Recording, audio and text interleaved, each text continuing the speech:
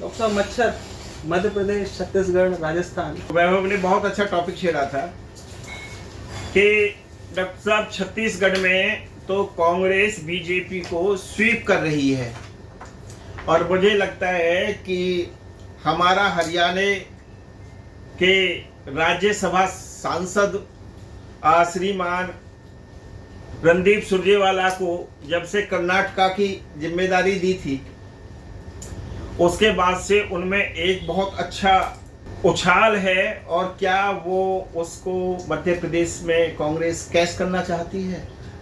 इसी तरह से वो वसुंधरा राजे के बारे में पूछ रहे थे कि वसुंधरा राजे के एहसानों के तले दबी हुई बीजेपी क्या वास्तव में वसुंधरा राजे के बिना राजस्थान में कभी कामयाब नहीं हो सकती? तो इन्हीं सभी चर्चाओं का श्री गणेश करेंगे वैभव वशिष्ठ जी, और फिर वैभव वशिष्ठ के सवाल और आपके इस भाई के जवाब। और राजस्थान में आपने कहा कि क्या वसुंधरा राजे के बिना बीजेपी की कोई गति है राजस्थान में? कोई कद्दावर नेता है, उनके कद के बराबर कोई नेता है राजस्थान में जिसके नाम पे ये अपेक्षा की जा सके कि सरकार बन सकती है बीजेपी की? तो वसुंधरा राजे के बारे में क्या कहना है आपका? कितनी आवश्यक है वो बीजेपी के लिए इस बार के विधानसभा चुनाव में? देखो वैभव, सबसे पहले समझना पड़ेगा कि जो कोई भी व्यक्ति मुख्यमंत्री के पद पर रहा हो तो ना केवल उसका एक कद होता है बल्कि उसकी पहुंच होती है, और वो पहुंच गांव में, कस्बे में, शहर में सभी जगह होती है। लोग लाभान्वित हुए होते हैं और लोग जुड़े हुए होते हैं। और जैसे अभी आप कह रहे थे कि भी बीजेपी की क्या कोई गति हो सकती है बिना वसुंधरा राजे के, तो ये प्रयास तो किया था श्रीमान नरेंद्र मोदी और अमित शाह की जोड़ी ने कि हम किसी भी तरह से वसुंधरा राजे से पीछा छुड़ाएं। लेकिन हर एक व्यक्ति का एक प्रभाव होता है। कौन भूल सकता है कि माननीय स्वर्गीय अटल बिहारी वाजपेयी की शिक्षा कैसे हुई थी? अब ये कुछ एहसान ऐसे होते हैं जिनके लिए कहते हैं कि भाई इन एहसानों के तले दबा हुआ है। अब अटल बिहारी वाजपेयी की शिक्षा को ना तो बीजेपी भूल पाएगी, और वो उस राजघराने से हैं जो माधवराव सिंधिया का राजघराना था।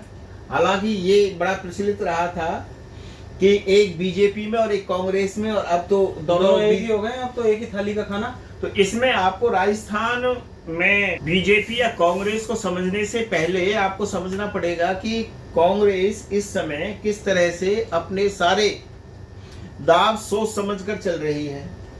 सचिन पायलट का एक इश्यू था जी, और सचिन पायलट को CWC में जगह देना क्या अपने आप में कोई छोटी बात है? डॉक्टर साहब, मैं तो ये कहूँगा कि ये संकेत हैं आने वाले समय के, किनके वजन को, कद को बढ़ाना है और किनके पर कतरने हैं। तो ये हमें देखने को मिला है यहाँ पे।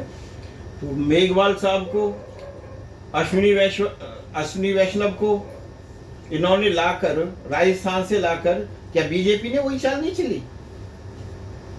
अब आप जानो कि चुनावों में ज्यादा समय रहा नहीं है जी, और जो वसुंधरा राजे अब तक शांत बैठी रही थी, और मोदी साहब ने भी जो पूर्व में रैली की थी उसमें इग्नोर करने की कोशिश की थी जी, तो क्या इग्नोर हो पाई? नहीं हो पाई। ये होता है जमीनी वजूद किसी भी व्यक्ति का।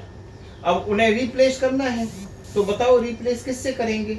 हाँ, यह बात सही है कि जब से कांग्रेस ने दक्षिणी भारत का चुनाव जीता है तब से सुगबुगाहट है कि जाने अनजाने एक राज्य को तो कांग्रेस का बता ही रहे हैं, अब बचते हैं मध्य प्रदेश और राजस्थान।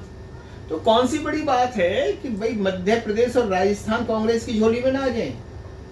अक्सर राजस्थान में तो एंटी इनकम्बेंसी एक बहुत बड़ा रोल प्ले करेगी। मैं समझता हूं कि अशोक गहलोत जी जो अभी के सीएम हैं, अगर दोबारा कोई करिश्मा हो जाए और कांग्रेस सत्ता में आ जाए, सचिन का जादू फिर से चल जाए जो पिछली बार विधानसभा चुनाव में हमें देखने को मिला था, तो अगर ऐसा हो भी जाए तो ऐसा तो नहीं मुझे लगता कि अशोक गहलोत जी को फिर से सीएम बनाया जाएगा। इस पे क्या कहना है आपका? देखो, आपने मेरी आधी बात का जवाब तो स्वयं ही दे दिया। मैंने ये तो नहीं कहा कि अशोक गहलोत की कांग्रेस पार्टी जीतेगी। सब जानते हैं इस समय कांग्रेस पार्टी के जो राष्ट्रीय अध्यक्ष हैं वो श्रीमान खड़गे जी हैं, और वो जैसे बने हैं, जिनकी छत्रछाया से बने हैं और जिनकी कांग्रेस पार्टी है, वो भी पूरा भारतवर्ष जानता है। मेरा कहना ये है कि अभी बीजेपी राजस्थान में ऐसा कोई चेहरा नहीं लेकर आ पाई, और ये बीजेपी के लिए चिंता का विषय है। मतलब आप ये कह रहे हैं, मैं आपकी बात को बीच में इंटरप्ट कर रहा हूँ डॉक्टर साहब, उसके लिए क्षमा करें, लेकिन आप ये कह रहे हैं कि वसुंधरा उनके लिए एक मजबूरी है। अगर वसुंधरा राजे को महत्व नहीं दिया तो जो एंटी इनकम्बेंसी का फायदा बीजेपी को मिल सकता है, वो उस फायदे को का लाभ नहीं उठा पाएंगे, उस अवसर का लाभ नहीं उठा पाएंगे। देखो वैभव जी, मोदी और शाह की जोड़ी यह है किसी को तब तक ही झेल पाती है जब तक इन्हें आवश्यकता रहती है। अब आप मुझे बताइए कि इन्होंने हरियाणा में कौन सा मानेसर है, वो वहां पे सचिन पायलट की खूब खातिरदारी की थी, लेकिन क्या कांग्रेस के व्यूह को तोड़ पाए?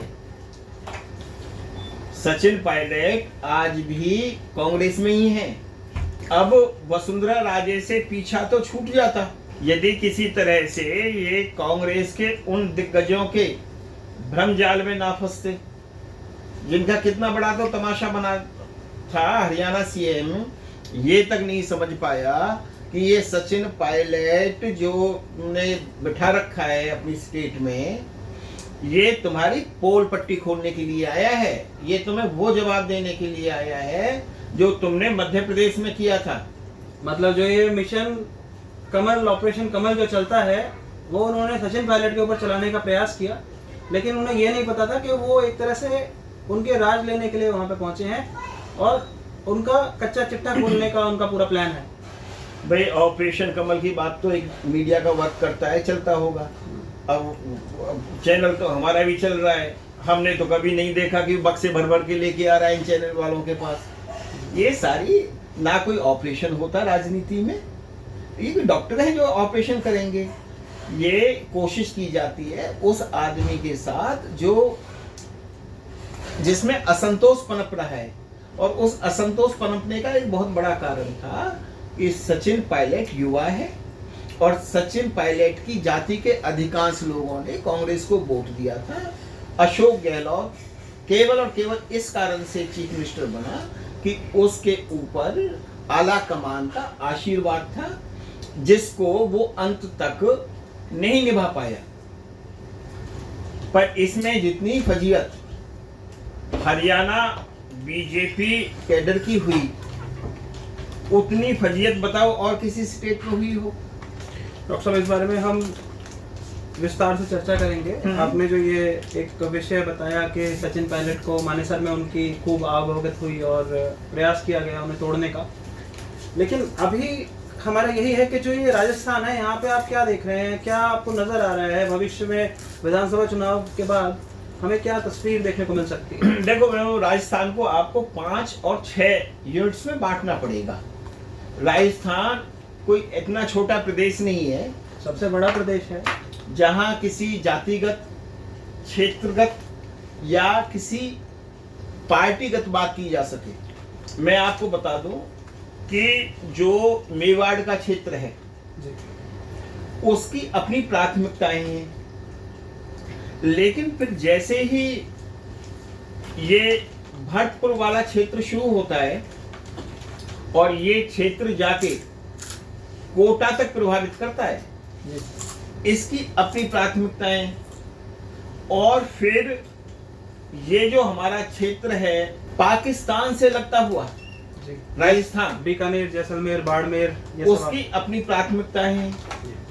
अब ये तो सही है कि हम ये मानेंगे कि राजस्थान ने बहुत कुछ दिया।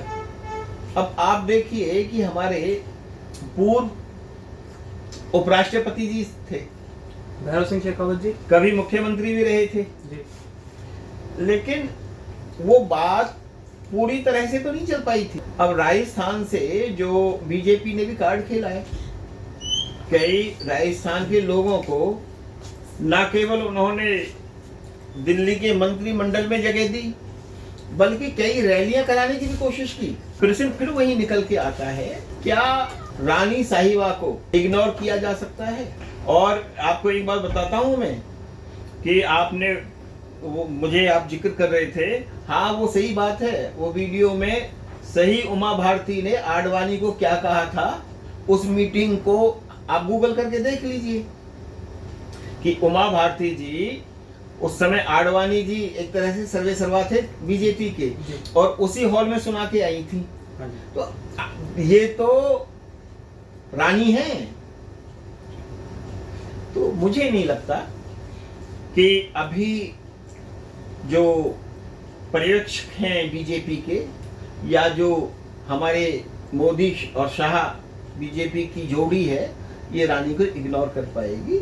आखिरकार रानी के नेतृत्व में चुनाव हो सकता है।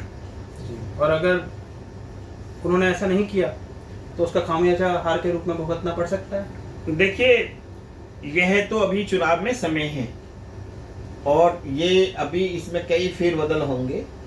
मुझे तो ऐसा लग रहा है कि कांग्रेस तो स्थिर रहेगी अशोक गहलोत की बात पर, बीजेपी में कई फेरबदल होने वाले हैं और हमारे सूत्र बता भी रहे हैं। अभी समय आने पर हम उन चीजों को उजागर करेंगे। ठीक है डॉक्टर साहब।